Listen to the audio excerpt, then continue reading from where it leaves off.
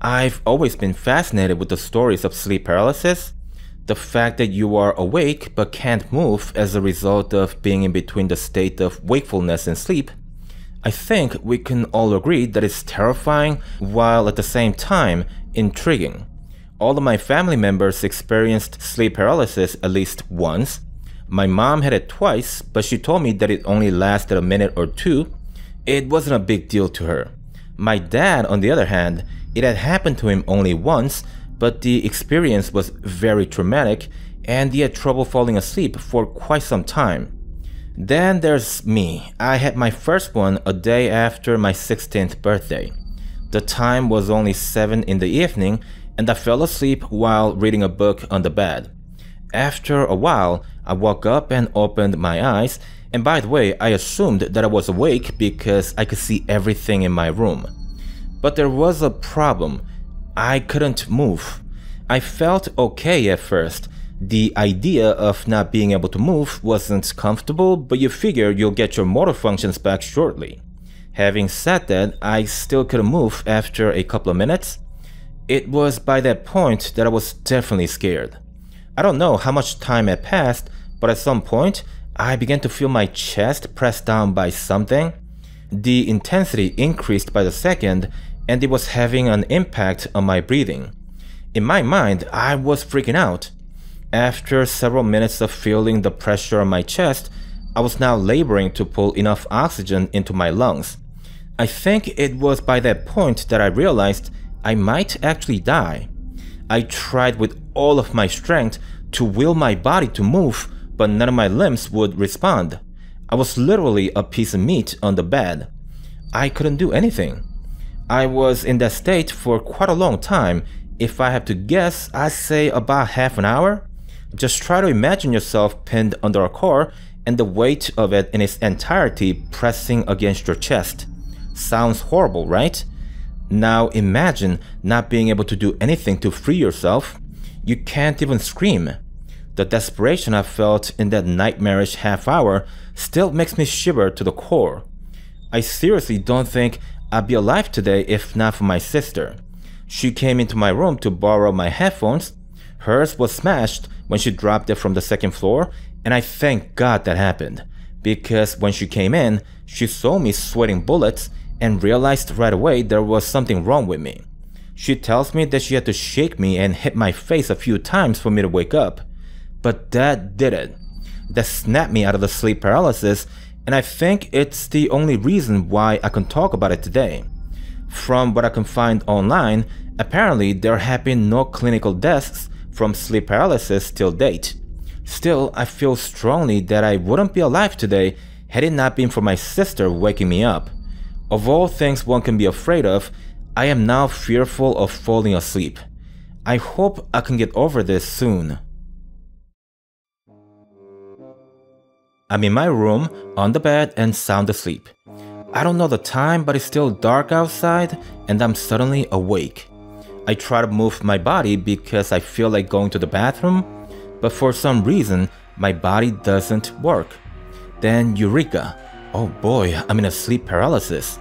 I concentrate all of my willpower to move my hand, and it almost feels like I'm moving the tip of the finger, but something tells me that in reality, it's probably not doing anything. It's more likely that my wishful thinking is fooling the mind. So next, I plan to concentrate my mind into screaming. And right as I'm about to, I see a silvery figure slithering on the bed. Then as it goes off the bed, it moves about in the air in the same slithering motion, like an air snake. I see the snake-like creature move freely around the room. It's almost like it's inspecting its surroundings. After a short while, it comes to me. I see it checking me out, and I think it knows that I can see it. I'm fearful, but it seems for nothing, as it does me no harm, and it floats away after satisfying its curiosity. Dangerous or not, I'm desperate to regain control of my body. But try as I may, my body is a solid rock. And then I see the creature again. It had moved away to some corner where I couldn't see, but now it's come back to view. The silvery creature flies towards the tall dresser. There, it bumps into a TV remote that I had left on top of the dresser. The remote falls off and it makes a sharp, cracking noise. Finally, the sound wakes me up for good and I'm able to move again. I get off the bed in an instant and face the creature. I feel a little embarrassed. The creature is no more and my wife looks at me like she's watching a moron. I was half naked, with arms wide open, as though I was ready to fight the air. Okay, so that's what happened to me a few nights ago. And if you would have told me that I was just dreaming, in most circumstances I would agree. In this case, however, the TV remote did actually fall off the dresser. That's what woke me up, and as well as my wife. What I saw actually did happen. Perhaps being in a state of sleep paralysis allows one to access a different dimension. Because I haven't seen the creature since, and I saw nothing fall off anywhere around the house. So basically, all's been normal. Anyway, that was one weird night. I went through a rough patch some 3 months ago. It was work related. We work as a team at my job and there was a miscommunication while we were in charge of a really important project. So basically, all members of our team were forced to put insane hours at the office to mend the mistake. That went on for like 2 weeks. As you might imagine, it was a difficult time for both my body and mind. So while all of that was going on, I came home very late this one night and literally collapsed on my bed. Seriously, I stepped into my apartment, took off my shoes and jacket, snuck under the blanket, then it was lights out for me. Then, in the middle of my slumber, I woke up, but there seemed to be a problem. I couldn't move my body or speak for that matter. I was completely paralyzed. I don't know if others might handle it better, but for me, it was terrifying. The thing about me at the time is that I was single. If I were to be stuck in that state, then there was no one there to wake me up. I remember one time, my mom was in a state of sleep paralysis. She was having a nap on the couch, and even though her eyes were closed, I could tell that she was struggling with something. I woke her up because I thought she was having a nightmare. But after I shook her up, Mom told me that she was actually experiencing sleep paralysis. She had actually been in that state for at least 10 minutes before I woke her up. So really, who the heck knows how much longer she would have struggled if not for me. That previous experience is what scared me so much. Knowing that sleep paralysis can last a long time and the fear that it might be the same case for me. Unfortunately, my hunch was correct. I don't know for how long I've tried, but for the life of me, I couldn't wake up. It was only at 7 in the morning when the alarms finally did the trick. I've got 3 loud alarms that go off in the morning since I'm not a morning person. Well, those 3 alarms were loud enough to get me out of the sleep paralysis. I was finally free. I can't really tell you for exactly how long the sleep paralysis lasted. It was, however, definitely longer than an hour. The dread of not being able to move, it was horrendous. The only thing that I can compare it to is being tied up and placed inside a box that's barely big enough to fit my body. Trust me when I say this, it's worse than the worst nightmare you can think of. I've been fine since then, and I'm hoping things stay that way. It sucks to live alone sometimes, but it's tough to give up this freedom and privacy for companionship. I guess what they say is true. You can't have everything in life. I go camping every chance I get. I don't mind where for as long as there are a ton of trees and the song of birds don't ever stop. I'm not saying I don't have favorites. There's this great spot that I go camping at least 3 times a year, and this is a story about an incident that took place not too far from there. I had set up camp early in the morning, and by 10 a.m. I began hiking towards the east, which would lead me to a beautiful lake anyone will fall in love with. On the way, I saw something unfamiliar, something that shouldn't have been there. It was a house, and not just a house, but a brand spanking new tiny little home. The house was painted white with white picket fence surrounding it. It was built roughly about a dozen yards away from the trail. I didn't go near it since I prefer not getting shot. I knew it made no sense for someone to build a regular house rather than a sturdy cabin. The plastic siding and the white paint wouldn't last a year in the forest. It didn't make sense, but I tried to reason it as perhaps some sort of a test being done by a private corporation or maybe the state. I left the site fairly quickly as it creeped me out quite a bit. If you lived in the city all your life, then it's probably hard to understand, so try to think of it this way. Imagine for a second you're walking through Times Square, Manhattan, when all of a sudden you see a log cabin next to a skyscraper. It would be strange as heck, no? What you're feeling right now is what I felt that morning. Only there weren't hundreds of people around to share that weirdness, and instead I was in the forest all on my own. In any event, fast forward 2 days and I'm on my way back home. Care to guess what happened next? The house was no more. It was gone, but it wasn't just that.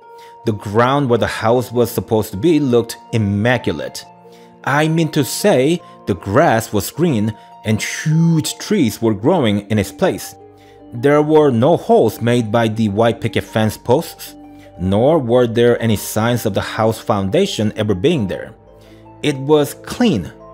I didn't hang around for too long and hiked back home as quickly as I could.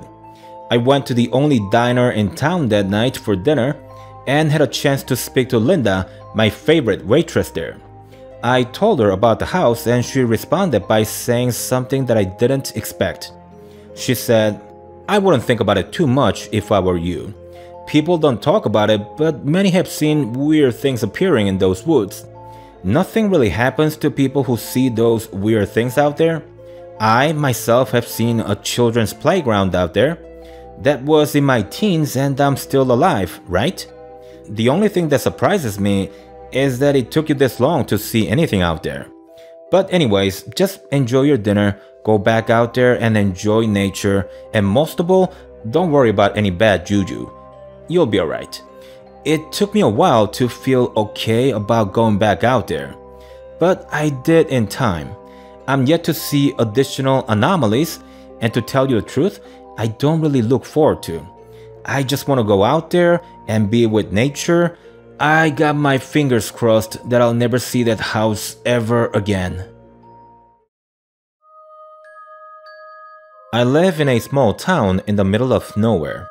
I moved out here a while back after a divorce and retirement. I didn't move out here because of the divorce, by the way. My ex-wife and I, we parted ways amicably. We were together for 20 years. She did her part and so have I. We split all our assets in half, smiled, hugged, then said goodbye. I just came out here because this is the life I've always wanted. To be somewhere quiet, peaceful, and where I can be with nature. With that out of the way, I don't actually live in my home for half of the year. I'm out there camping most of the times, and our town's perfect for that since we're basically surrounded by wild nature. I've been to many places in the 5 years that I've been here. However, there's this one spot over the hills that I kept postponing to go. It's an abandoned cabin that's built a bad reputation over the years. A couple of kids had gone missing while they were playing nearby the cabin. According to eyewitnesses, the kids were there one moment and then gone the next. Poof, just like that. They couldn't find a single trace of the kids ever. I should also add, the two kids didn't disappear on the same day. They were separate incidents. I heard the stories from my neighbors. Some have told me that the place was cursed, but some people have more down-to-earth interpretations. For example, Matthew, a neighbor who lives about a quarter mile east from my place, well, he told me that a mountain lion can easily snatch a child without anyone knowing. If he gets a clean bite on the back of the neck, then you are basically done. You can't move, you can't scream, you're done. I avoided the cabin because of such stories. But as time went on, I grew more comfortable with the region, more competent with guns, and became more confident with my all-around survival techniques. Thus, I set out to go check out the cabin this one day. I left my home at 7 in the morning and was nearby the cabin by 9:30ish. As I went over the hill, I could see the cabin on the other side about 50 yards away from me. The first thing I noticed as I got closer was the lack of living things in the area. All of the trees were dead, long dead. The grass were growing in small patches, and the absence of sounds of life was palpable. Even the insects seemed to avoid the place. The closer I got to the cabin, the slower I was walking. The reason why I slowed down wasn't something that I reasoned in my head. No, it was instinctive. Before I even thought of it, my subconscious already knew I was in danger. Feel free to disagree, but I'm one of those people who believes humans have the ability to sense danger close at hand. Shortly thereafter, I was roughly about 20 yards from the cabin. I don't know when it began, but I could now hear whispers of a woman and the sounds of crackle. I stopped in my tracks and turned around when something whooshed past the back of my head. There was nothing in sight, but I could sense a presence nearby. It was time to adjourn the adventure time. I couldn't be sure, but now it seemed more like something told me that I was in danger. I began to walk slowly and carefully away from the cabin and towards the edge of the forest. When I say the edge of the forest, I mean the part where life still exists. The area nearby the cabin was void of life, so there's a clear visible boundary between the adjacent area of the cabin and the forest that surrounds it. Not far from the first sign of life, I heard a voice in my head say, "Come rest your soul in my cabin." But as I continued to walk towards the tree line, the voice grew angry and it began screaming inside my head. Notice that I say inside my head because I don't think it was an actual sound that one could hear. It was more like I felt and understood the voice, rather than my ears picking up the vibrations and making sense of them in my brain. Nonetheless, the voice felt so loud in my head that I was having an excruciating headache. I stumbled and fumbled my way back to the tree line, and there it stopped. The voice was gone, the headache was no more, and the sounds of life had come back. I turned around and quickly made my way back into town. There, I went straight to Matthew and told him of what had just happened to me. He let me speak for like 10 minutes straight. When I was done yammering, the first words that Matthew spoke were, "I'm sorry, I should have told you the truth." Matthew continued, "I didn't think that you would go there. Most people tend to avoid places known to be dangerous, so I'm sorry. You're still more of a city folk than you are from here. I should have known that your curiosity would get the better of you." Matthew basically told me that all of the town folks know about the place, either by first-hand experience or because they have or had a family member who experienced that. If you're born and raised in town, you know to avoid that place by the age of 7, the latest. No one really knows what occupies that cabin or how it came to be that way. That being said, the town folks have tried putting up warning signs such as private property and dangerous, do not approach, but Matthew says it only made visitors more curious and many had wandered into the area. Which, by the way, aside from the aforementioned 2 missing kids, there were additional 2 adults who were visitors to town gone missing as well. That part I didn't know. So today, the cabin has no signs or fences to discourage out-of-towners from checking it out. It's better that way, Matthew says. To conclude the story, the police failed to find a single body among the 4 missing people, so no one knows how they went missing and what happened to them afterwards. I am very lucky to have escaped the region without even a single scratch. Had I been in a different situation, like say if I were with a friend for example, I think I could have easily soldiered on and ended up going missing like the others. All in all, I was very lucky.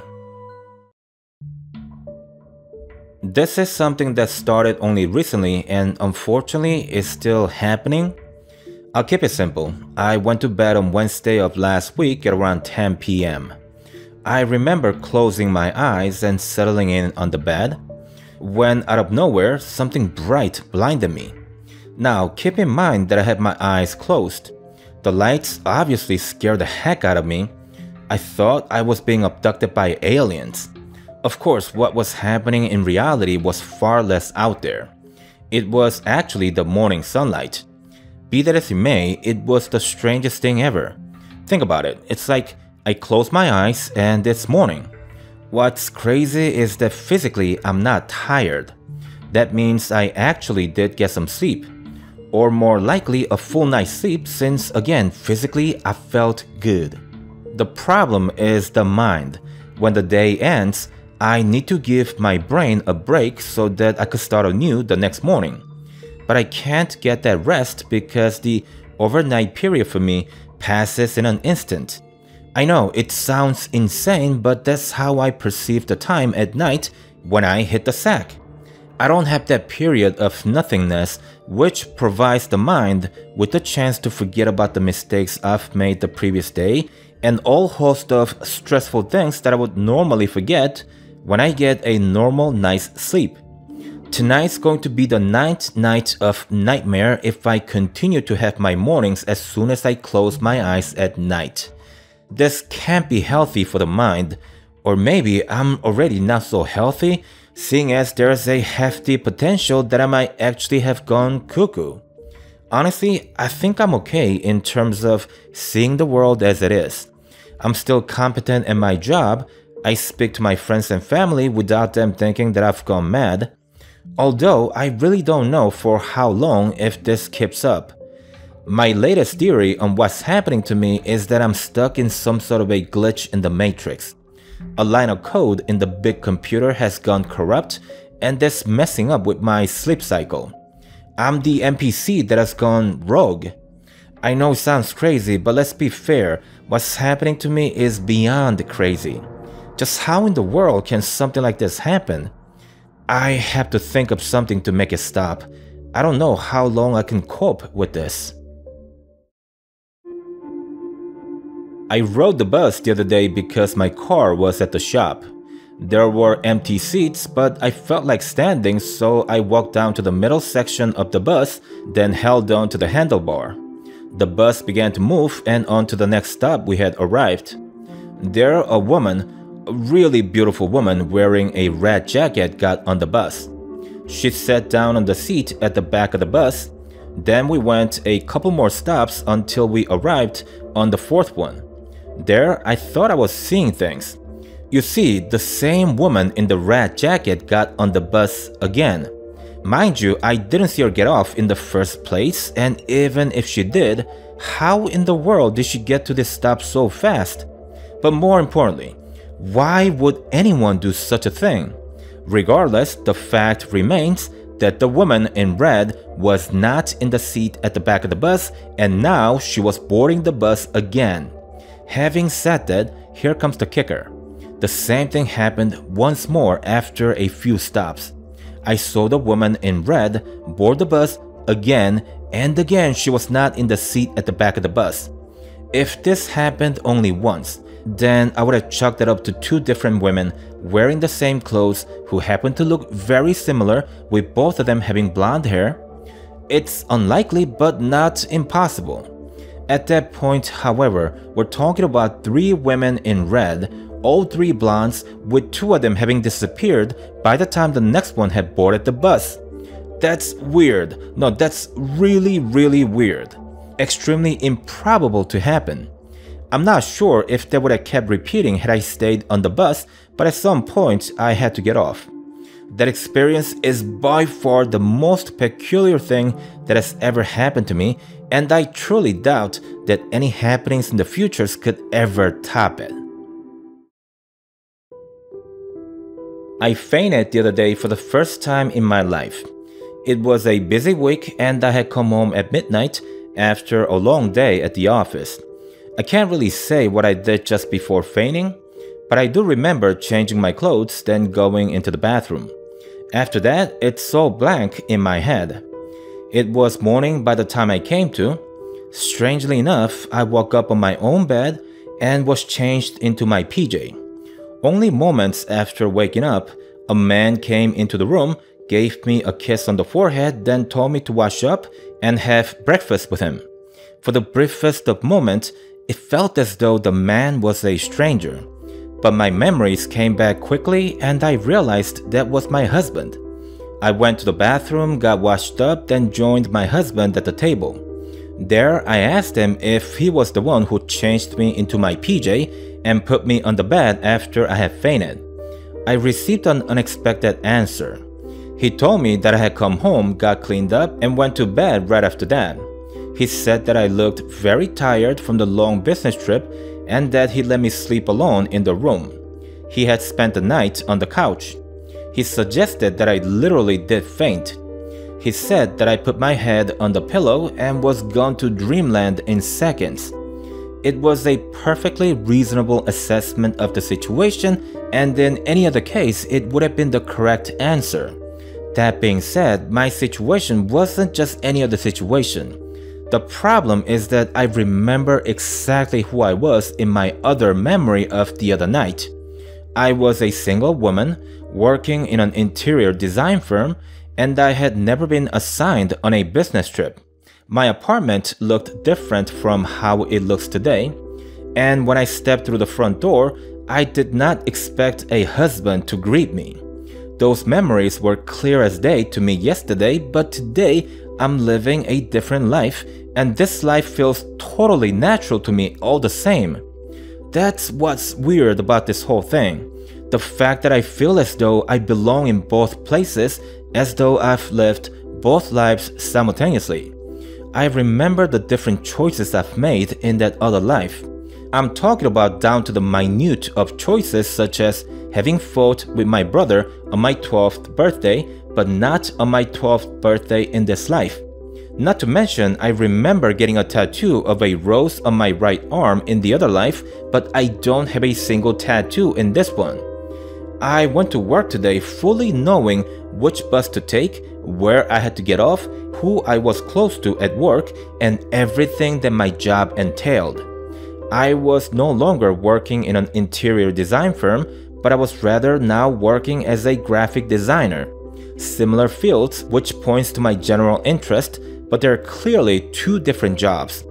I'll tell you one more thing.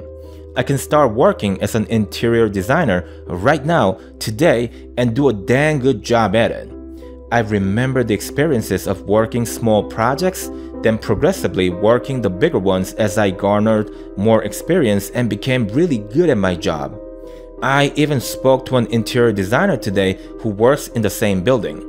I struck up a conversation with her during a break for the sole reason of testing my knowledge in the field. The woman thought that I must have previously worked in the field. Hence, when I told her that I never worked as an interior designer, let's just say that she was shocked. So how do I explain this to myself? I've never studied interior design in this life.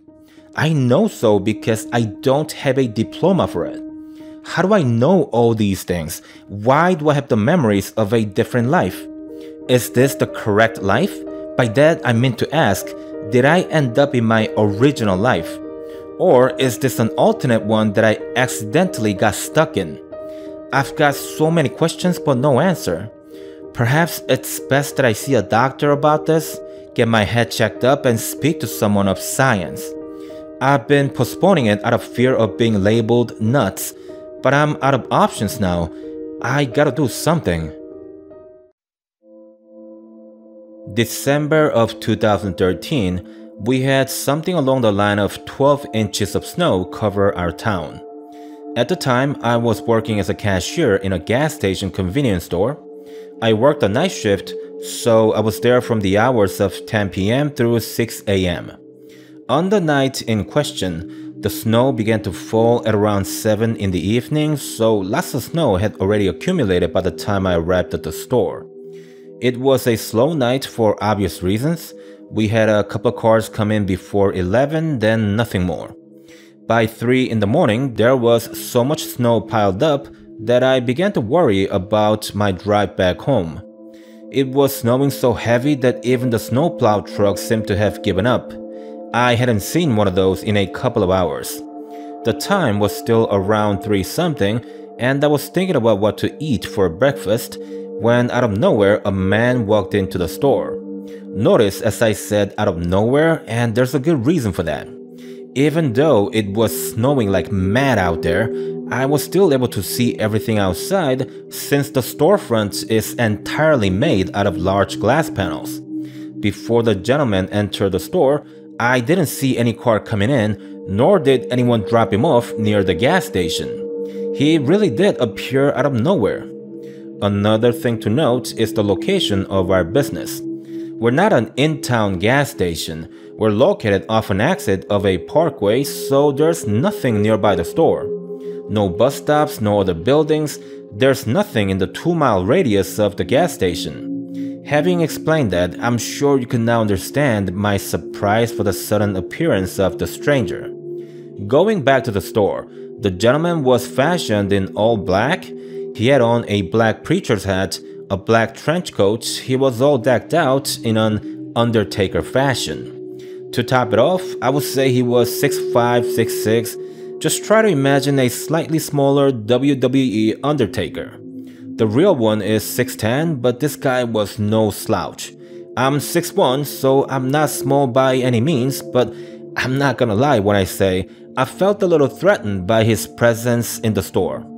The stranger did a little round about the store, then he approached the cash register and simply said, "Cigar." So I responded, "What type of cigar? You got a brand you smoke?" To which he answered, "Just a cigar." The man was giving off all kinds of vibes, and none of them were good. I just grabbed a couple of cigars that are individually wrapped, then placed them on the counter. I was about to punch in the price in the cash register when the man grabbed one, peeled and lit it, then casually started smoking it. There comes a time in a man's life when he realizes he's been beat even before throwing a single punch. For me, that moment came on that night. It wasn't even about physically challenging the man. Not that he wasn't imposing with his size alone, but it was something more than that. It's like the feeling you get the first time you talk to a teacher one-on-one as a kid, or the first time you get pulled over by a cop. It's that overwhelming dread that you feel when you just know that you have absolutely no chance of taking control of the situation at hand. After several puffs of that cheap cigar, the stranger looked at me straight in the eyes and said, "Take your time today when you leave the store." To which I asked, "Excuse me?" The man grabbed the other cigar and began to walk out of the store. Right before opening the door, he said, "You heard me," and then he walked out. I quickly ran around the counter to see where the man was headed in this horrendous weather. By the time I stood in front of the door, the stranger was gone. I opened the door and a bunch of snow blew inside with a gust of wind. I went outside, walked around a little in search of the man, but I couldn't see him anywhere. At 6 a.m., Mr. Barnes, the owner of the gas station, came into the store. The old man was a pain in the butt about being on time, but you can't really argue with the man when he himself walks the walk and doesn't just talk the talk. And in that weather at that. The first words out of Mr. Barnes' mouth was always the same. He asked, "How did it go last night?" And I answered, "Not much, Mr. Barnes, but I do owe you a couple of bucks for the cigars the guy didn't pay for." To which Mr. Barnes asked, "Did he refuse to pay or did he run off?" And I answered honestly, "I let him have it, sir. He looked dangerous." As I went around the counter to get ready to leave, Mr. Barnes said, "Keep your $2, Jackie. It's your bonus for coming in for work in bad weather." I just said to him, "Well, I'm indebted, sir. I'll be sure to deposit it in a high-yield savings account, so in 10 years of time I could use it for a down payment on a house mortgage, my children's tuition, and..." Before I could finish the sentence, I heard an ear-splitting sound of a clusterfudge. The store was filled with particles of snow and smoke. I was down on the ground after being hit by the display shelf in the center aisle. It looked like a bomb had gone off. I got up and the first thing I saw was a car in the middle of the store. It had crashed into our building. I checked myself first and all limbs seemed to be intact. I then began calling for Mr. Barnes but didn't hear anything back from him. I looked around a little and found Mr. Barnes pinned under the car that had rammed the store. He was stuck in between the truck and the top board of the coffee station. I told Mr. Barnes, "You hold on there a second, old man. I'll get you right out. You just hold on." The driver looked a little banged up, but that was about it. So I pulled him out of the car and told him to stay put. That's 200 pounds off of Mr. Barnes right there. I then called for the guy who works the pump and told both him and the driver that we'd have to lift the car and get the old man out. Mr. Barnes wouldn't last until the ambulance could get there. I quickly went out to the back, grabbed a bunch of 2x4s, brought them in, stacked them, then told the driver to wedge it under the car when the pump guy and I lifted up. We picked the corner of the driver's side of the car. We kind of wrapped our arms around the undercarriage of the car. Then with all of our strength, screaming like madmen, we lifted it just enough for the driver to wedge in the 2x4s. I thought it might be difficult, but we somehow did it with relative ease. We managed to pull Mr. Barnes out, but I think he was already dead by then. I don't know how to read a pulse, but I tried and didn't feel anything. In the meantime, the pump guy called 911, and it was just a waiting game by that point. As expected, it took a while for the ambulance to arrive. The road condition was terrible due to all the snow we had overnight. There was no way that the ambulance could have arrived in time, regardless of whether or not Mr. Barnes was alive. Mr. Barnes was pronounced dead at the scene. The paramedics did their thing and took him in the ambulance as though he had a chance, but one of them did tell me that he was already dead. "You should not expect a miracle," is essentially what he told me. I was never close to the old man, but I was crying a lot. I did work for him for 4 years, but our relationship was merely of a boss and an employee. Still, it was really sad that I could never hear the old man complaining about me arriving 2 minutes too late. I stayed there for another hour while I spoke to the police. I walked to my truck when they were done with their questioning, and that's when I saw the cigar-stealing stranger again. He was standing at the corner of the gas station. He had this stern look on his face, but quickly smiled like a little kid, then began waving at me like he was my best buddy in the world. Not 5 seconds later, the man turned around and began walking away. I quickly hopped inside my truck, started it, turned the truck around, then I was going to give chase, but the stranger was nowhere to be seen. Mind you, all of that happened in seconds, and if you remember, there's nothing in the 2-mile radius of our gas station. You may run or sprint, but there's no way that you disappear from sight in that short amount of time. Everything is flat around here. You can see a mile out with ease. So where did he go? I wouldn't know, but I do know one thing. He did tell me to leave the store a little later than I normally do. I also know that if I hadn't, due to the little chat I had with Mr. Barnes, it could have been me who was taken in the ambulance and not the poor old man, I'm sorry to say. That much I know. I live in a 20-story apartment and my unit is on the 20th floor of the building. One unique feature of our apartment is the enormous lettering on each floor indicating the level you're on. I'm sure our senior residents very much love that. Anyway, it was on a Sunday and I had gone outside for a run. I was done with the workout after an hour and I had come back to my building for a quick shower before heading back out to go shopping for clothes. I took the elevator, pressed the button for the 20th floor, then waited patiently as the lift traveled upwards. Soon after, the lift stopped, doors opened, and I began to walk out into the hallway until I stopped.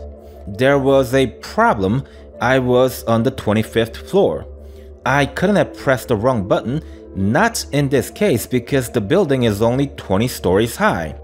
To say that I was spooked would be the understatement of the decade. Seeing that number read 25 scared the living daylights out of me. I quickly got back inside the lift, pressed number 20, then hit the close door button repeatedly like mad until the doors closed. I felt the lift going down, and that eased my mind a little. That is, until the doors opened and I saw the big sign read 25 once again. I hit the door close button repeatedly until it closed again. Crazy enough, the lift took me back to the 25th floor once more. It didn't make any sense. Not only there aren't floors beyond the 20th, but I actually felt the lift go down when I pressed the 20th floor button. I think it's the same with most people. You can tell the difference when the lift is going up and when it's going down. I felt that. I tried going to different floors and even pressed the emergency button, but nothing seemed to work as they were designed for. So eventually I decided to get off the lift and take the stairs. I went down the stairs level by level until I reached the 20th. I opened the door that leads to the hallway, but right before taking the first step, I looked behind me just out of curiosity. Maybe I shouldn't have looked because the stairs leading to the upstairs level had disappeared. There was a door which leads to the rooftop of the building, and that door is always locked. Things have gone back to the way they were. Even though I had come down the staircase only seconds ago, it was now blocked with the door that was always there. So essentially, the stairs leading to the not existing 25th floor was there while I was coming down on them, but they disappeared once I had come down from them. It was as though I was traveling from one reality to another, and the way to travel through them was the staircase that no longer exists. Crazy, I know. As a child, I used to get bored playing with the same toy quicker than most kids my age. I think that has something to do with my father buying me so many toys when I was young. He tells me that he loved to see me go bonkers whenever he brought home new playthings after work. With that said, there was this one toy that I never got tired of. It was a 1/18 scale 1970 Lamborghini Countach LP400 diecast. That car always stayed on my bed or desk regardless of the new toy Dad might bring home on any given day. But you know, as much as I loved it, I guess I did get tired of it a little since I began to make some modifications to it at around the age of 10. I superglued a roof light from a toy truck, added white stripes to the doors, signed my initials on the roof, and finally I superglued an airplane wing to the chassis. Then after some time, I grew up and the Lamborghini was boxed up and moved to the storage closet at my parents'. By the time I went to college, I had completely forgotten about it. Now fast forward many years and I was 28 years old, all grown up, working a job and all. It was on a Saturday afternoon. I was walking back home after having lunch with a friend. And about a couple of blocks away from home, I saw a kid playing with a toy car that looked mighty familiar. It was a 1970 Lamborghini Countach LP400. But not just any Lamborghini. It had the same modifications that I had made to my toy car. It had the wings, stripes, the roof lights, and oh my god, it had my initials. I stopped and told the kid, "Hey, nice car you got there. Did your dad buy it for you?" And the kid answered, "No, this was his when he was a kid. It was his favorite, so he gave it to me." I said to him that it was great and left the premises feeling mighty weird. I went home, called Mom, and asked her if she had sold any of my toys. She told me that she would have if not for Dad. He told her that he would pass them down to my kids and that she should never sell them. I told her okay and hung up, but I knew she couldn't be telling the truth. I mean, think about it. The car had my initials. How much surer does it get? So you know, I went to my parents the next day to check the boxes in the closet myself. I could not believe my eyes. My Lamborghini was in the box intact and in its exact gloriously modified state. Wanna know something else? I bumped into the owner of the house where the kid was playing with the toy car. He told me that he has no kid and that he never had a kid over at his place. He hates children.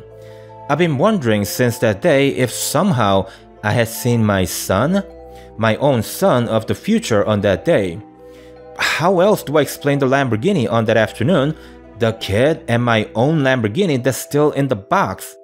I believe there was a glitch of some sort in my reality, because otherwise I'd have to be insane, and I'm not. I know I'm not. I'm a 57-year-old retiree, and I live in a quiet suburb with my wife and our dog Buddy. Our kids have long ago moved out and they are building their own dreams now. So every day around here is peaceful and quiet, sometimes a little too much. I say too much because I've developed a habit of afternoon naps. I didn't do this before, and it's not only because I used to work full-time. Even on weekends, I rarely took naps because we're always busy doing things as a family. Or at the very least, the kids were extremely loud. Naps were impossible to be had. But on the day in question, my wife was in the kitchen doing something right before I fell asleep. So then it's funny that my dream on that afternoon was the continuation of the real life being played out inside of my head. In my dream, I saw Brenda, my wife, baking something called French silk pie. It's funny because I've never heard of such pie. Hence, either my brain was making up a name, or I must have heard that name somewhere and my subconscious had always remembered that. Another funny thing that I saw in my dream was our dog messing up the kitchen. It had gotten hold of the flour bag and that tossed it around the kitchen floor. He's a good dog for the most part, but just goes crazy when he sees powdery things such as snow, dirt, and flour, of course. I don't know why, but it's just what he does. I woke up an hour later and went to the kitchen after a quick shower. There I found something strange and funny. The kitchen was a bit messy. I could see Brenda had cleaned up a little, but a few places around the kitchen were still covered in flour. I laughed out loud and said to Brenda, "This is so crazy and funny. I just dreamt about you making a mess in the kitchen. Well, technically not you, since it was Buddy who had made the mess, but mess nonetheless, and look at this." Brenda had this surprised look on her face that looked to have been paused in the moment. She began moving again after a few seconds, thank God, and said, "How? That's crazy. You don't get it, do you? It was really Buddy who did this." I laughed again and said, Yeah, excuses. I bet next you'll tell me that you're making this exotic pie called French silk pie." The next face Brenda made was that "oh" face you make when you're really surprised. She paused even longer this time, then said, "I didn't tell you that I was making French silk pie." "I know I didn't because it was supposed to be a surprise. Tell me, what did Buddy do when he came into the kitchen in your dream? I want you to tell me everything." Things were getting really weird for me too at this moment.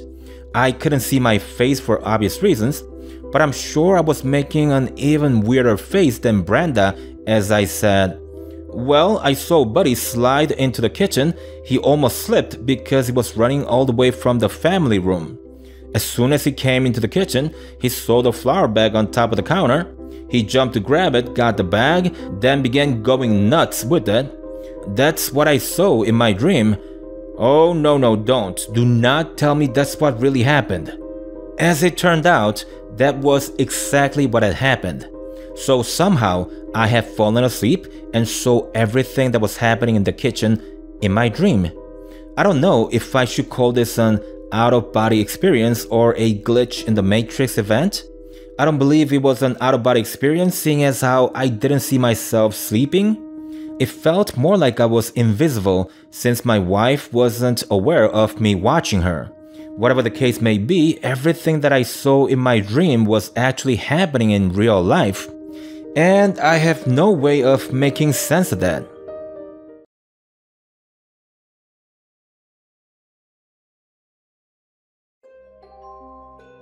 I like to go camping a lot, and my dog, Cooper, is usually with me when I do. Last year, I went camping to a spot where I had never camped before. I took Cooper with me and he really loved the forest. I'm not sure what it was, but I had never seen him so hyper and excited for just being able to run around and do his thing. Before it got dark, I set up a simple hut using dead trees and leaves. The ground was covered in snow from the previous night, but it wasn't that cold, so I just needed fire and a quality sleeping bag to spend the night. And of course the hut to block the wind and to reflect the heat.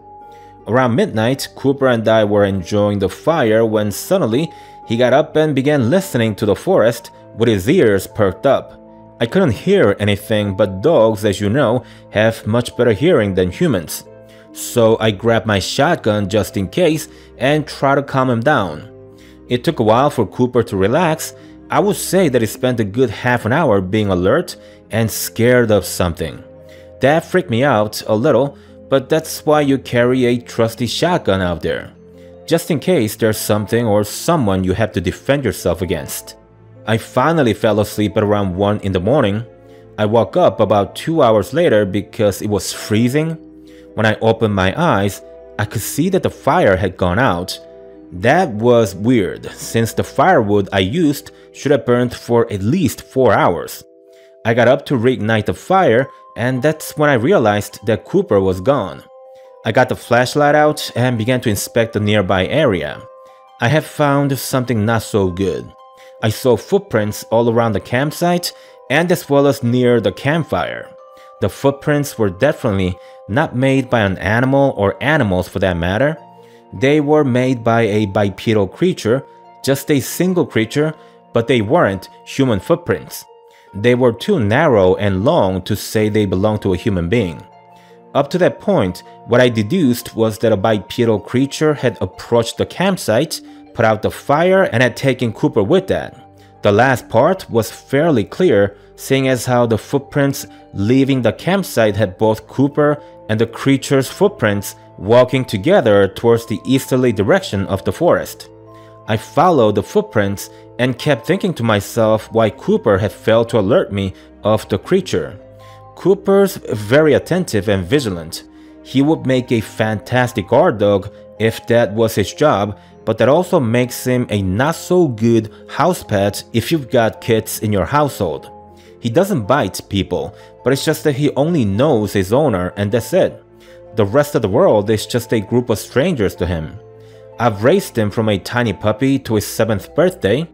I know him and he would never follow a stranger, let alone a strange creature that walks on 2 legs.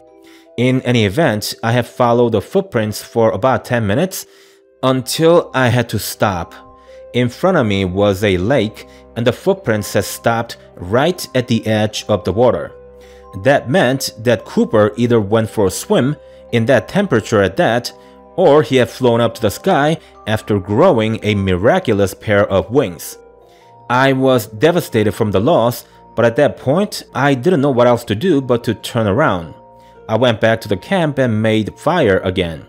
I stayed awake hoping that Cooper would come back, but I would go in search of him in the morning if it didn't. A few minutes past 5, I heard a rustling in the westerly direction. I shone the flashlight in the direction of the sound, and holy God, it was Cooper who was looking from afar. I was going to walk toward him, but something stopped me in my tracks. Something came following after Cooper. It was the bipedal creature, and no, it wasn't a human being. The thing was tall and slender. I couldn't really tell exactly how it looked, but if I had to describe the shape, imagine a human that was made out of clay and you would stretch such a person to twice its normal size. That's somewhat how the creature looked. I called for Cooper, but he just continued to stare at me and didn't move a muscle. With no other choice but to take him by force, I grabbed my shotgun and began walking towards them. That's when the creature grabbed Cooper, then began running in the opposite direction, and I quickly chased after them. It took less than a minute for me to realize that I was no match for the creature. I'm only 22 and I'm fit as a horse. I could outrun almost any civilian about my age, but that creature wasn't running. It was more like hopping a mile per stride. It was incredibly fast. I gave up and went home really sad. I thought about going back out there in search of Cooper, but a voice in my head told me that the creature isn't something I should mess with. It also told me that I was extremely lucky to have come out of bed without a scratch. I haven't gone camping ever since, but it's not because out of fear for the creature. Cooper was my best friend, my first pet ever, and I loved him very much. It's the guilt and sorrow that stops me from going back out there. I'm done with camping, and I think I'm going back to the city to forget about all this. I think that would be the best for me. I'm going to tell you something that happened to me and my family about a year ago. I currently reside in a small town in Middle America. This place has been a home to me and my family for the last 10 years. The other night, at around 10 p.m., my two kids were upstairs in their rooms, and my wife and I were in the living room going over our monthly budget. In the middle of our discussion about our children's college fund, the power went out and all went pitch black. We had a blackout. I tried to wake my phone up, but strangely, it didn't respond. So I said to my wife, "Honey, I think my phone's dead. Can you turn on the flashlight on yours?" Janet answered, "Mine's not turning on either." Then, as soon as my wife said that, the kids came crawling out of their rooms and both of them began to complain about the power outage and how their phones weren't working. So there's 4 phones that were out of batteries. Mind you, mine was working fine only minutes ago. I told my wife and kids to stay put and that I would go grab the flashlight from my office. I suspected that the flashlight might also not work, and unfortunately, I was right. I told my family to relax since they were starting to get worried. That was especially the case for my wife, and understandably so. It's one thing to have the power cut off, but all types of batteries getting drained at the same time is just a whole different level of weird. I should also tell you that I checked the cars as well. Both of our cars were completely out of juice. As the minutes passed, our eyes began to adjust to the darkness and we could definitely see our surroundings better. What we did next was to step out of the house, and that's because everyone in the neighborhood seemed to be doing just that. They were all in the same situation, and people tend to congregate when they are afraid. The Hart and Sanchez families were huddled together, and so we joined them in the conversation. Not a minute after we had joined them, Kelly, the Sanchez's daughter, said, "Is it just me, or is there a sound of something rumbling?" She was right. There was a low-pitched sound coming from everywhere. As the seconds ticked by, the sound was heard louder and the ground began to shake a little. It wasn't a violent shake, but rather a smooth and continuous rumble, as though you were standing on top of a gigantic electric massager. Then someone screamed, "Look up, there's something up there." Whoever that person was, he was right too. When I looked up, I saw the stars and the moon as you'd normally see when the sky is clear, but it looked unnatural. Since we were stationary and carefully observing the sky, we could tell the slight distortions around the edges of the moon and the slight light bleeds surrounding the stars. Imagine the cloaking technology in Star Trek or The Predator. Only what we saw looked far more sophisticated. Think of it this way: if all conditions were normal, and if I were doing the usual things such as jogging, driving, or even walking, I would never in a million years notice that the sky looked strange. People don't really pay much attention to the sky to begin with, but the technology that we've witnessed on that night was that good. The sky looked very close to the real thing. Having said that, it makes you wonder how big the craft must have been in order for it to have covered the entire sky from the perspective of those who are on the ground. That night, the entire neighborhood saw the cloaked UFO slowly move away from the town. As the rumbling subsided, the real moon and stars made their appearances from behind the craft. About a minute later, the power had come back. The real surprising thing from that night wasn't really the UFO. it was the scene from the next morning. As I was pulling out of my driveway, a couple of my neighbors waved at me and I waved back at them. Then, as I was driving out of the town, I saw a few people do the same and go about their day as they have all their lives. Nothing changed in the next few days, weeks, and months. We all saw what we saw that night, but we are programmed so efficiently to conform to the norm that we actually go out of our way to ignore or remove any and all that's unusual and stick to what we know and what we are comfortable with. I wasn't any different from the others. Sometimes I'd have a chance to speak to a couple of neighbors while mowing the lawn or washing the car. However, if someone brought up the craft from the other night, I felt quite uncomfortable to speak my mind on it. I've always thought that I wasn't part of the herd, the sheep, but now I'm not too sure about that.